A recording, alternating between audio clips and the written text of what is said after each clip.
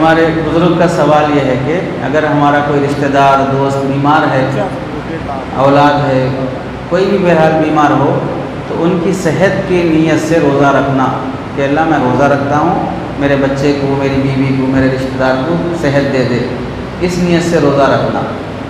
جواب اس کا یہ ہے، رمضان کے مبارک مہینے میں کسی کے صحت کے یا کسی اور کام کے بننے کی نیت سے روزہ رکھنا جائز نہیں ہے۔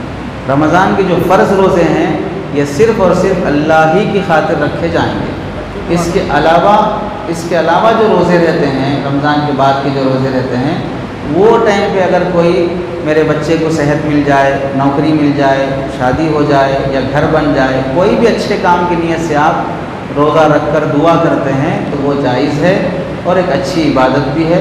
نیکی کے ذریعے سے اپنے کام بنانے کی فکر۔ روزہ رکھنا عبادت ہے، عبادت کے بعد اللہ سے مانگیں گے تو امید ہے اللہ تعالیٰ وہ کام بنا دیں گے، لیکن رمضان کے روزوں میں وہ نیت نہیں کرنی چاہیے۔